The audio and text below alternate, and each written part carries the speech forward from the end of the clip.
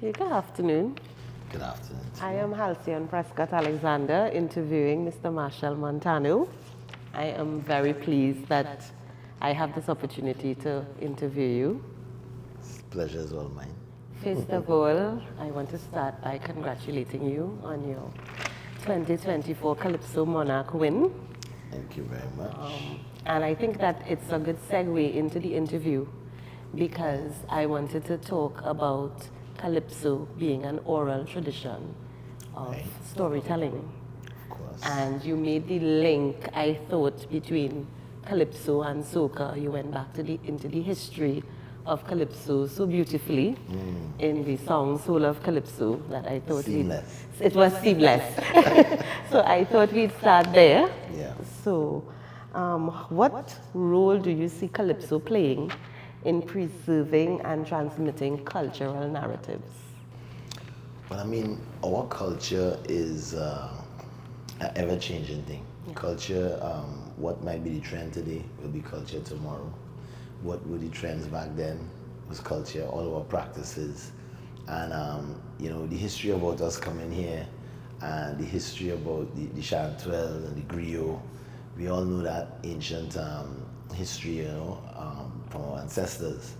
But Calypso is definitely something that we know, found its life and its birth here in Trinidad and Tobago. And it is an oral tradition, but it has been somewhat of a special part of our culture, especially where the Calypsonian was seen as the person who used to inform the community, he used to inform the nation of the issues. He used to sing about things that were happening and put them into song, tell stories. But deeper than that, sometimes they would see the Calypsonian as the newspaper or the newsman of the day, bringing the issues and also standing up for the people, being the voice for the voiceless. So the Calypsonian was known to represent and protest and bring up topics that you wouldn't think about. He was always a thinker, but he was also an observer. Yes. So he observed what was happening and he put it into song.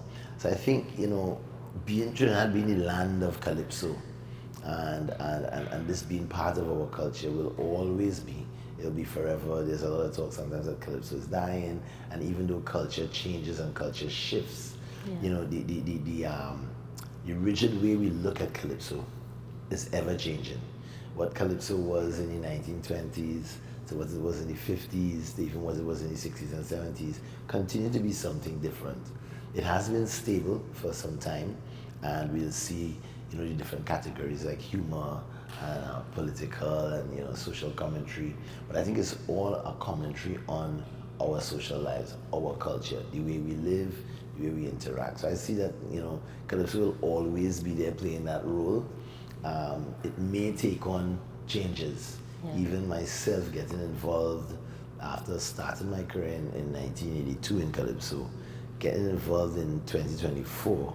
So, a sort of new, refreshed idea of what it could be. And the way how I, approached this was taking the traditional things, but mix it with something modern. Yes. So even the Zest music is stories from, that community. It's a form of Calypso. Yeah. So I think that, Calypso is started the test of time and it'll be here. Well, I'm very happy that you give me that explanation because one of the things that I think people kind of get twisted a little bit is the fact that when they think about Calypso, they only think about Calypso being, as you spoke about, probably social commentary, Yeah. the political songs and that kind of thing. But when we think about Calypso being an oral tradition, it is not just, so to say, these serious topics, So if we look at bringing soca now, there are a lot of soca songs that actually are stories. It is an art of storytelling as well. So therefore, there should not really be a differentiation between the two. We should really be looking at it as one genre when we think about it being an oral tradition of storytelling. Well, for sure. I mean, that was the essence of my song this year. Yeah. To try to say that even though we may find differences, if we look at something long enough and we concentrate on the similarities, we can see this theory that we like to boast of here in Trinidad, all of we is one. Yeah. That all of we is one is what I call a universal truth. So that, if you understand where soca came from, that scene of the soul of calypso, it was at a time when some group of individuals felt like a change was upon them, and they were seeking and they were searching and they were experimenting, and over the years, one of the lines I say in the song is that born around 1974 to a mother named Calypso, Junior appeared to be so much more over the years he began to grow. So it appeared that soca was this big different thing. Yeah. But in the basic functionality of it, it was about telling stories. I think soca characteristics was more focused on making people dance, when at that time, calypso was focused on making people listen. Yes. So people had to listen. It was very academic because you have to hear the lyrics, you have to understand the spin. And when I say spin, the lyrical spin that the Calypsonians had mastered, and it was an art of Calypso, how to say something double entendre, how to say something and mean something else, how to mask what you're saying behind words and make it funny, but it's really something serious. And then, soca was about being straightforward, saying, hey, let's have a good time, let's dance, let's love each other, let's jump, let's wave, let's dance.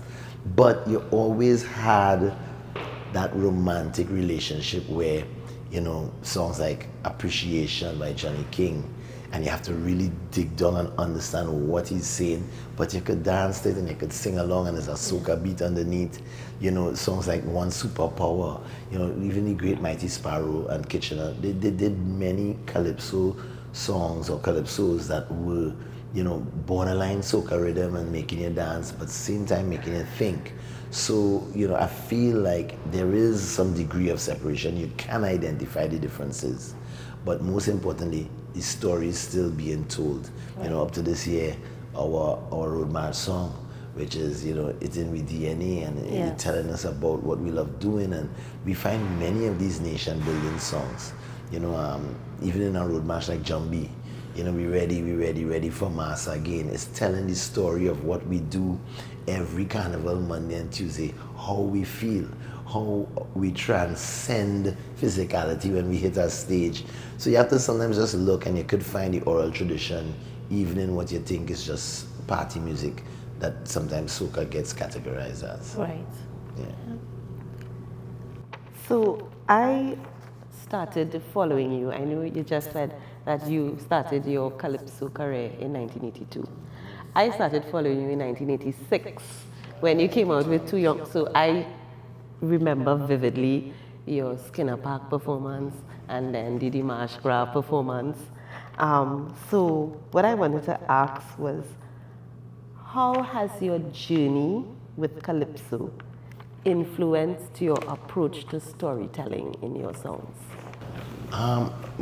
My journey with calypso was very impactful in terms of telling stories, because I started off with a great teacher, Mr. Ashford Joseph. I had a blind teacher, and he used to write all my calypsos. He used to teach me music. He's the one who got me into the choir, and he was a great guitarist.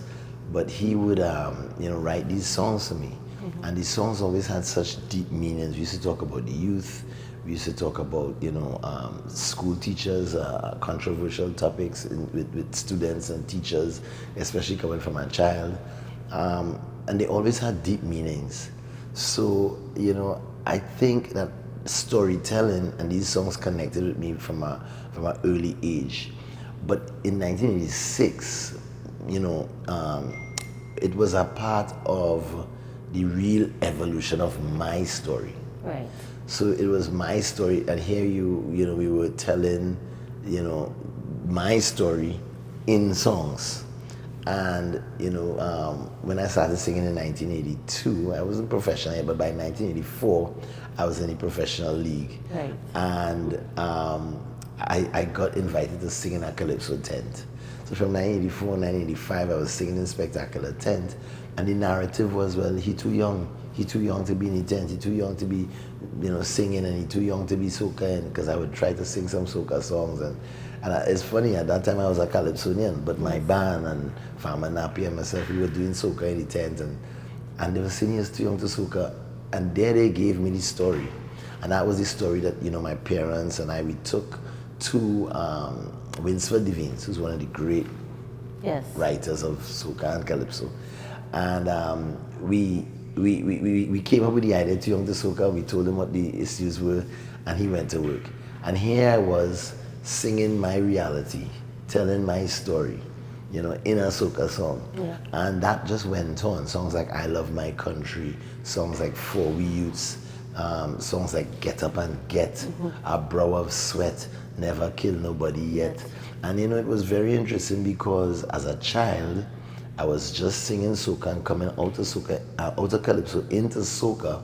So we had to navigate the topics. And it was very difficult because sometimes you're trying to sing as a young child for adult audience. It wasn't going over all the time. So there was a lot of failure. But, that calypso background kept us steady because we were always able to, refer to real topics, not sing too much fantasy, sing things about my experience. When we, in 1991, I won the junior, the Young King competition with the Calypso Take Me Back Africa. Right. And that was a serious issue for us. That was something that we were all thinking about. And I would say we, meaning my family and I, because we always sat and decided what topic we want to tackle, what we want to sing about, what we feeling, and my parents play a real active role in that. So that even in 91, while I was trying to be a soca artist, going back to the calypso always proved to be the foundation and the thing that kept us, singing topics that would mean something deeper than just trying to be famous or be a party animal or to just, rock with the crowd having fun. Right. But you transitioned into soca so seamlessly that people kind of, there's a disconnect when they think about you with calypso. Right. But do you find that there's a different approach that you have to take when you write a soca as opposed to a calypso? Oh, for sure. For sure. I mean, the main thing is, what is the purpose of writing the calypso? Right. And the main purpose of writing a calypso these days is to go in the calypso competition. Because, there's a calypso tent, you get in the tent, and then obviously you're hoping to get into to go in Skinner Park, to go in the Marsh Gras, which is the highest place for calypso. Unless you're somebody like Calypso Rose, who has taken calypso internationally, yes. Unless you're a stalwart like Sparrow, who will do 1 or 2 shows here and there. But, so once you know what you're writing for, sometimes we are writing for the fete, sometimes we are writing for the Soca Monarch competition, sometimes we're writing for the road. You have different categories, soca going. Sometimes you're writing a soca song, it's for pan. It's for the pan side, and you have to know how to write the melody and how to shape that. But I think the art of it, which is, there's so many things in the art of writing calypso, which I learned, and I learned in school, going back to UTT, doing my master's in carnival studies. Calypso 10 studies was one of the classes that I really look forward to, and we went into using literary devices, things like the metaphor, the extended metaphor, things like personification and all these things I call it as things that I use in my song, because I refer to soca as not as a child and a young boy with a mother named Calypso, and he had she had a father named Calendar Music, and his grandmother was Cariso. And I keep doing that metaphor throughout. But I also use these songs like Bahia Girl and Fantastic Friday to talk about the different arts, because here's David Rudder singing Bahia Girl, and he was never really considered a calypsonian. No. He was on the cusp of calypso, singing calypso music, but he was in the fete, so he was a soca artist. I think, today I can't even call David a calypsonian or a soca artist. He's a chantwell, which is the original thing, and he would write songs like Rally Around the West Indies. And, is always that blurred line of, is this a calypso or is this a soca song? Because you'll see it mash up a whole stadium, a whole cricket field. You'll see it rocking on the radio. But I think it was not a calypso or a soca song. It was calypso music. Right. And deeply embedded in soca is calypso music because it's in the DNA. So I feel like when you write, you have to know, what am I writing for? Am I writing to just express some topic? And if it's a topic that needs national interest in a certain way, you write it as a nation building song, you write it as a protest, you write it as a lament, you know, and Calypso has all the different angles, I would call it, that you could really take up that kind of writing and write to. Right. I hope I answered these questions. Yes, you answered. I feel like No, of course you're answering it quite Wide. succinctly. Yes, I got in a broad view. As a prominent figure in Calypso and Soca, how do you see your role in preserving and innovating within the tradition of storytelling through music? preserving and innovating. I mean, that is my whole theory. You know, the name of my mission, I will no longer call it a company, it's called Monk, which is the movement of now knowing, and the philosophy is what we know now, we didn't know then. Oh, that is what Monk means. Yeah. And it's always about, you know, knowing the now, knowing what the present is, because there's a wealth of information which we call knowledge, and we call that, you know, the tradition, the past. But then here comes the youth with a lot of technology and enthusiasm and ideas. We like to call that the future. And I think that, you know, you can't fix anything in tomorrow, you can't go back. You can't really jump here and go into tomorrow from here. So yesterday, tomorrow is over here, but we here in the now, and I think you could only really make positive change or real change in the now. What you do now will change tomorrow. What you learned could help influence how you act now. So I believe there's an importance in being present. There's an importance in understanding how to blend those. So when you look at culture, you know, culture is not something static. No. Culture is not just limbo, pan, calypso, chutney, you know, mass. Culture is also design, fashion, dance, you know, literature, things that keep changing. And with the young people coming in and their ideas, they'll have their vision. And then you also have things that you can reflect on as the things that were, you know, rooted in your ancestry. Mm-hmm. But how do we blend? How do we blend that 50%, or 70-30, sometimes 60-40? How do we blend it to solve the issues that we face with today?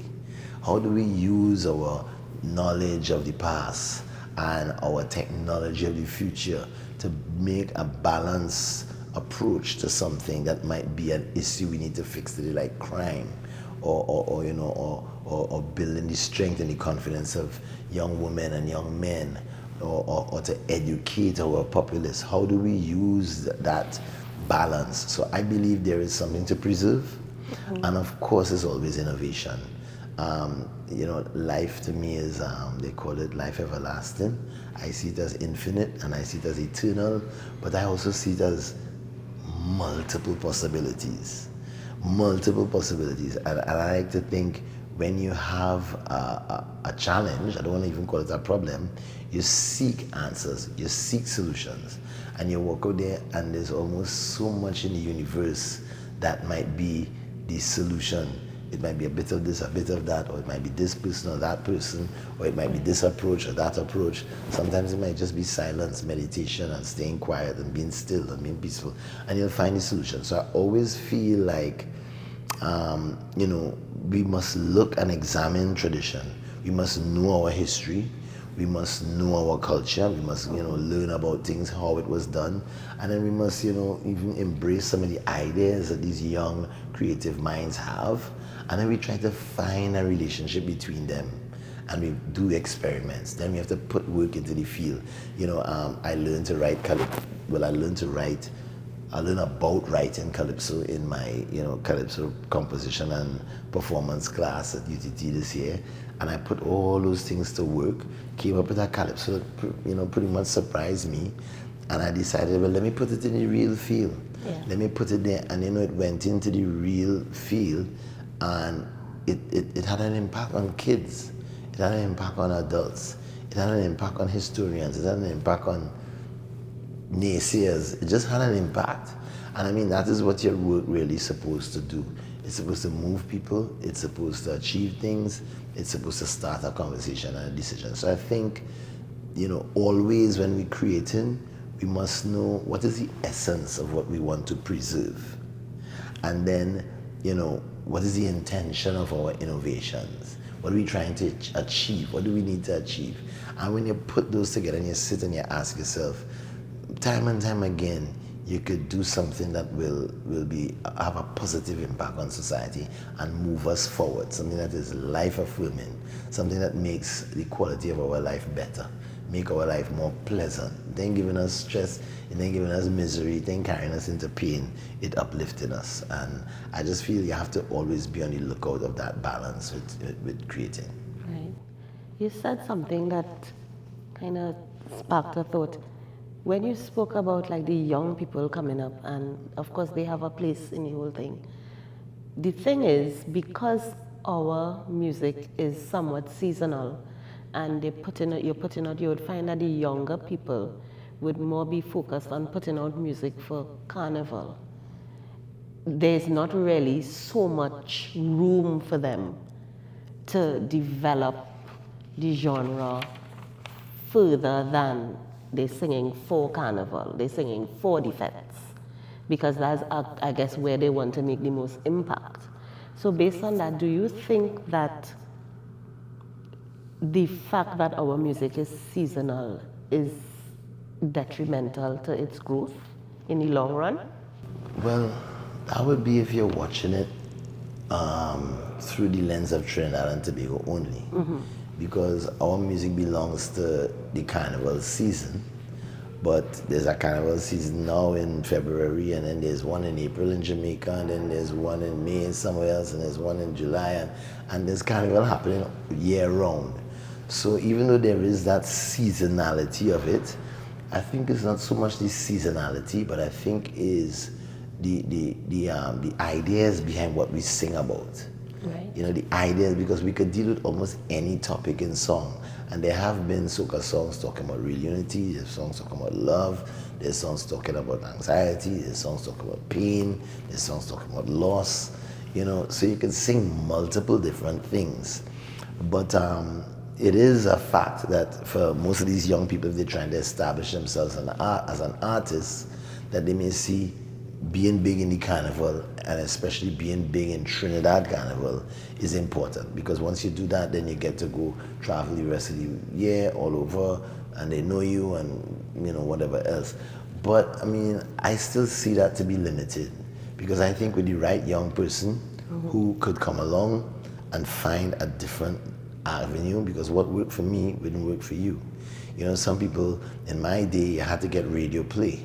In this day and age, you don't really need radio to exist. There's YouTube, there's Spotify, there's streaming, and still you find it how some artists arguing about not getting enough radio play. Yeah. So the perception might be there when the real numbers is in YouTube, when you have people like Young Brother and certain artists who just making their whole career based on YouTube. And this stuff can't even play on the radio. So it's more perception. And I feel that, I like to promote consciousness, because if you're not conscious, you become compulsive, which means you're going automatic, you're just taking what is being said as the norm. Sometimes if you become very aware and very conscious, which is very present, which is the now, you can sometimes access knowledge that might give you an idea that nobody else has, or an idea that wasn't there a year ago, but it's here now, because the culture has shifted, or because the technology has advanced.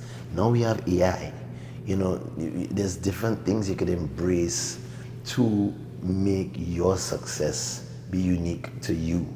And I think a lot of people get caught up in looking at, well, this is the path to success because this is how he did it, or this is how that one did it, or this is how that one did it. I feel like I've always, looked at people like Sparrow, I look at Kitchener, I look at Super Blue, I look at Michael Jackson, I look at Sting, I look at Shadi, and I watch what I feel was unique about all of them and what I like, and I take a little bit of all of them, but I was able to, mold it into what is me. And I was able to use my technique. I was always like, well, if radio don't work for me, I'll go and do live shows. And if live shows don't work for me, I'll sit down and do something like a broadcast. You could do a podcast. I just feel a lot of the young people have to become conscious. If they become aware, which means you start to reflect on your blessings. What are my gifts? And my gifts might be what technology is at my hand. What resources I have in terms of human resources. Do I have parents? Do I not have parents?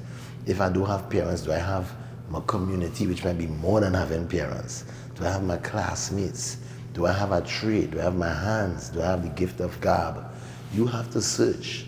And to search yourself is to look for what there is to be grateful for. Look at yourself in your life and ask what is there to be grateful for. And within this gratitude, you can find the direction and find the understanding. So I don't want to say that, because guess what? Every single year, more people will be doing soca music. Yeah. More artists will come out. And if you think it's really hard to get through in a carnival or get through in a soca industry, try going and sing R&B. Try singing pop. You have millions of talented people on every single street corner doing this thing.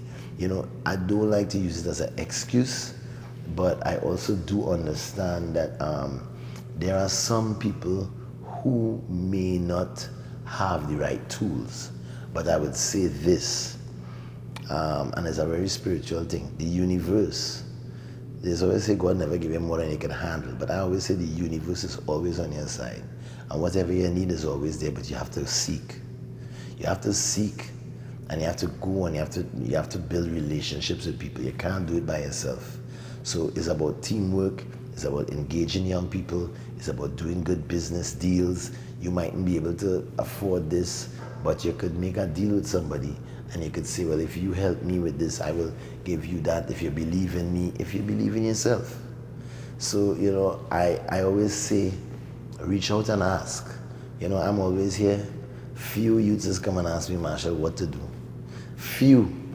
And I thought it would be so much more of that coming to me, because, I've proven over the years that no matter what field I jump into, or no matter how I do it, it is not what I do, but it's how I do it and who I do it with. Right. So if they ask, I think you'll always have somebody there who could advise you. Okay. Well, you answered my last question, which was really what advice you would have for somebody who's, trying to forge their way into the... Well, just to be deeper about advice, I always say that what you put in is what you're going to get out. And it's hard to be confident. It's hard to believe in yourself if you don't know yourself. To thy own self be true. So try to know yourself. And a lot of people, might say, well, how do I know myself? Look at yourself. Look at your parents. Look at your background. Look at where you come from. Look at what you like. Look at what moves you.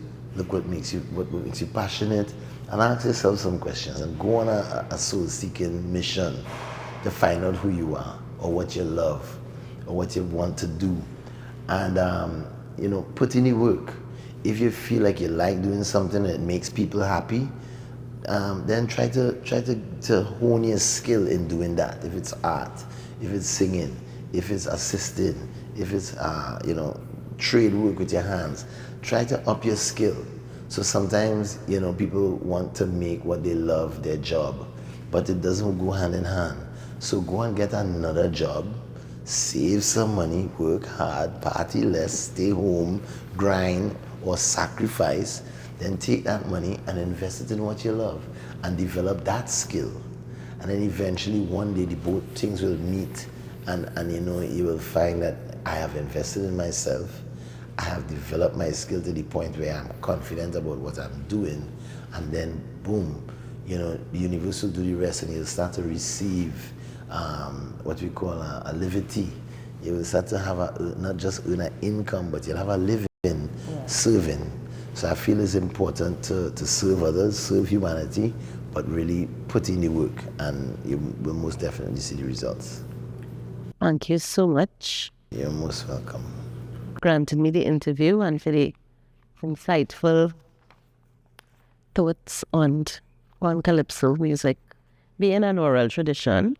Just want to say that when I get up in the morning these days, there's just one melody. Ram param param param. Primary school calypso. Primary school calypso. Rubba-dubba-dum-bum-booyah. Ram-pa-dam-pa-dam.